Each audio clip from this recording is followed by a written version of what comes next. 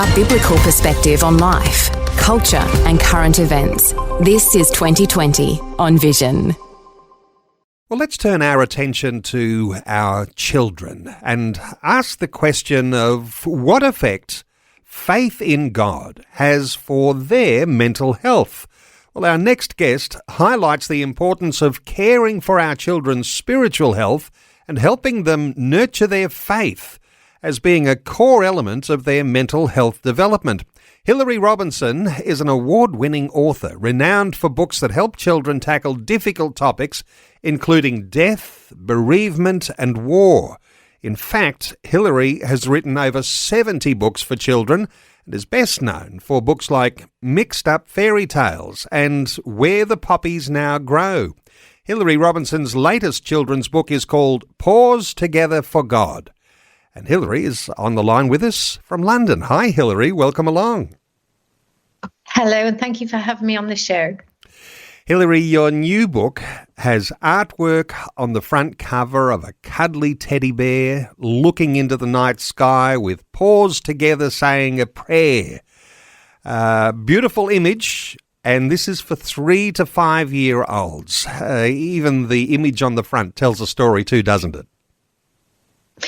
Well, it does, yes. I mean, I'm very fortunate to work with an illustrator called Mandy Stanley. We've done several books together. We were paired originally by a publisher called Little Tiger Press, and then we became firm friends. And since then, we develop ideas together. So there's a symbiotic relationship in terms of the creativity. So in your latest book, it's bedtime, and little Berry is ready to pray. But what if God can't hear over the storm, and if there's all sorts of other blockages? Take us into the story and how you begin to shape the atmosphere for a child as a parent is sitting there reading this book.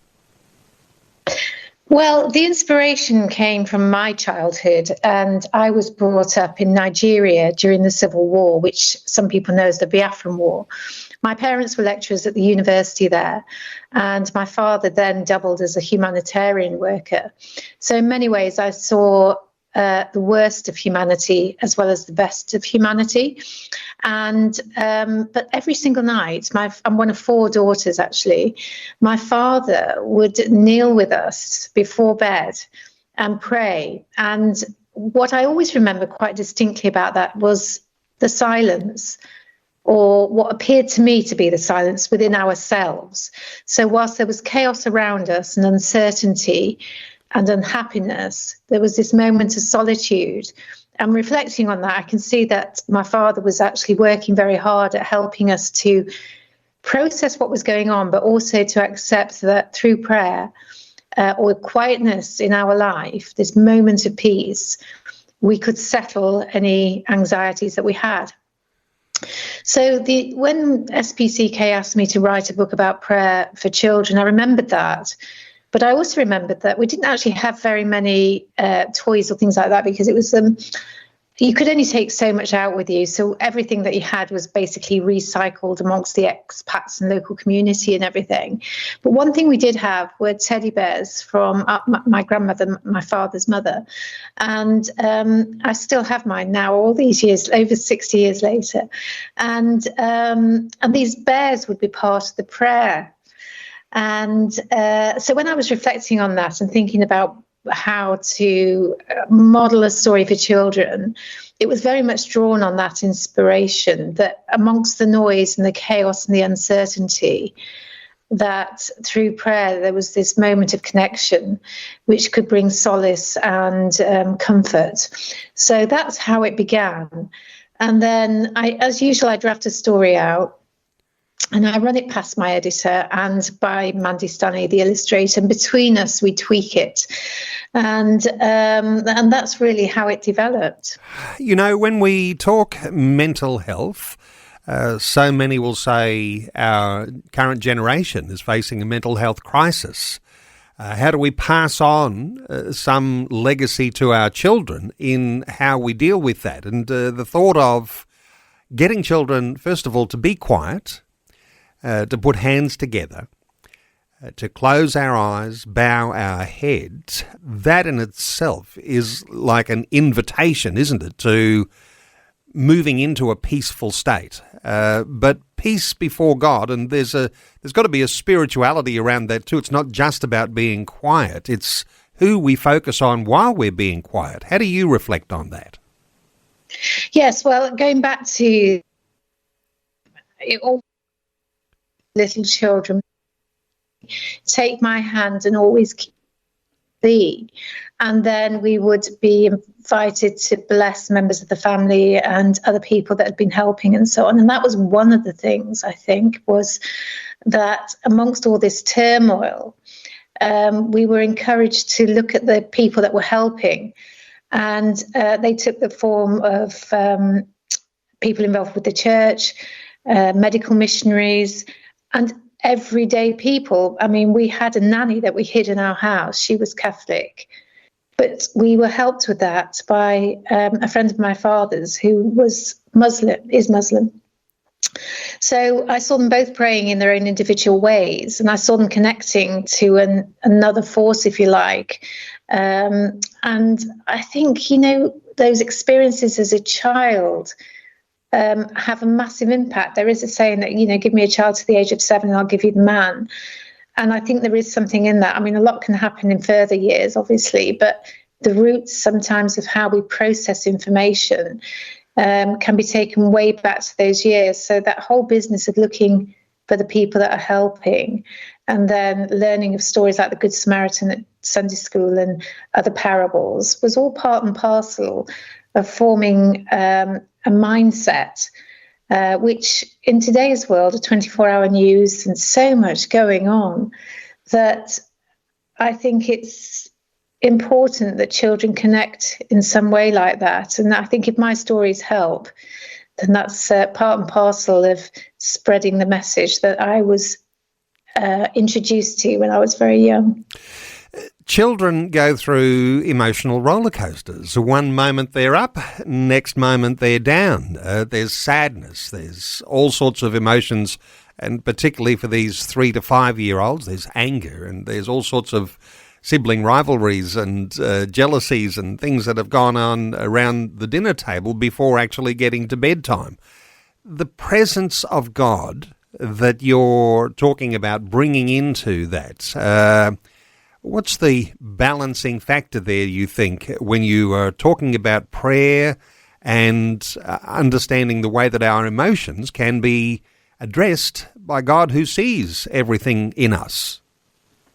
I think that it's important to understand that particularly young children do not have have not developed the skills of communication to articulate how they are feeling and why they may be feeling like that, or even to ask why they may be feeling. And I think also in those prayer evenings, occasionally, if we were concerned about something, it would come out like that. We would find some way of being able to express to Dad that we were concerned, and he would help us articulate that. He would help us find out why we were feeling like we do. And what you were saying there about children misbehaving and so on, quite often that's just because of the energy and the adrenaline and the stress, and they don't know how to deal with it. So finding those quieter moments, and also quite often I'll go into church schools around here with my books, and I see the children united in prayer and connecting with God like that, and I find that it immediately settles them. So I think it is a means and a tool by which you can address some of the anxieties that children have. And in my other book, God's Love in a Nutshell, that shows that the permanence of God's love as well. So combining the prayer and the understanding, and then supporting that with the messages of the biblical stories and so on, can help children. Not only does it help them with their language development, but because it's well known that by reading to children, you are helping them to develop their vocabularies, but it also gives them an inner strength, a settling down, if you like.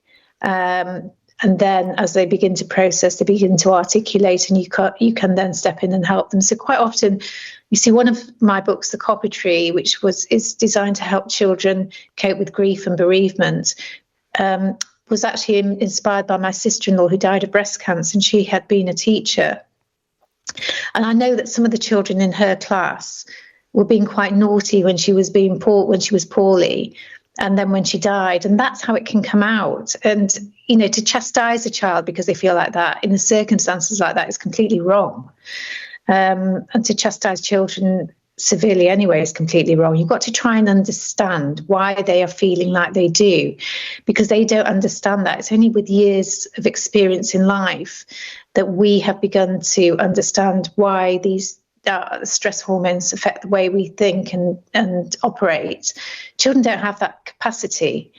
But by helping them to understand and by talking to them, by helping them with books such as God's Love in a Nutshell and Paws Together for God, we start those channels of communication.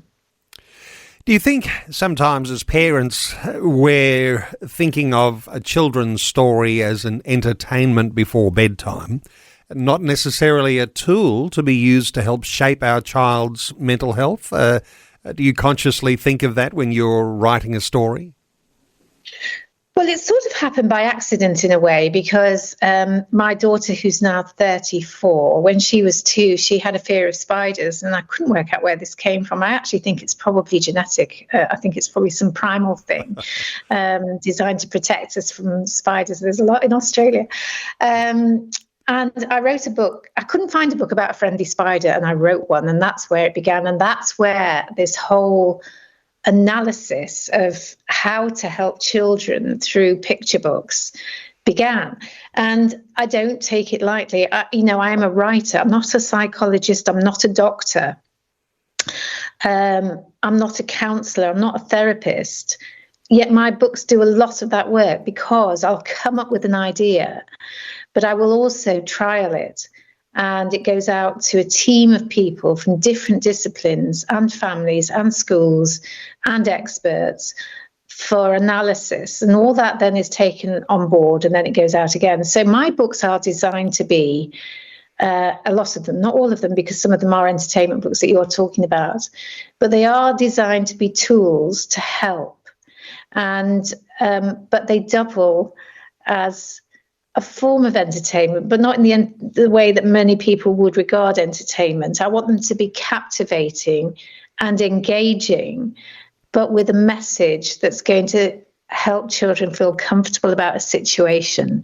So that can be used as a bedtime story, or it can be used for a very profound reason where there has been an issue like a bereavement in the family, or in the friendship group, or in this case with my sister-in-law at school, to help children process those emotions.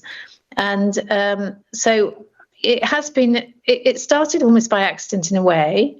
I discovered a natural affinity for it. I'm not afraid to ask people for help. And it is a culmination of expert opinion distilled into an informative but also entertaining series of books. And I'm still being asked for, I've written about blended families, I've written about dementia, and I'm still being asked for stories. The one at the moment that I'm being asked for a lot is about particularly dads in prison. And that is very, very tricky subject, and it's very difficult for children. And so that one I sort of percolate for a long time. So that's been percolating for about 18 months, actually, as I gather information and distill it. So that's an ongoing thing. But basically, in answer to your question, I try and combine information with a form of entertainment. And when I say entertainment, I mean engaging narrative. And you've got 70 books. There's tried and true road testing that's happened with small children. And you've got lots of ticks on lots of boxes from people who screen your books to make sure that they are really making a difference in the lives of children. This latest one we're talking about is called Paws Together for God. And for listeners to connect, you might want to check out Hilary's website, hilaryrobinson.co.uk, and you might find a whole list of Hilary's books there. I printed off a list of Hilary's books. It's a very long list when you get 70. This latest one we're talking about is called Paws Together for God, and it's about children and their mental health and doing those things that quieten that heart and provide that opportunity for them to understand what it is to peacefully prepare to go off to sleep, and God is in the mix. Hilary, wonderful getting your insights today. Thank you so much, and all the best with the new book. Thanks for being with us on 2020. Thank you for having me. Thanks for taking time to listen to this audio on demand from Vision Christian Media. To find out more about us, go to vision.org.au.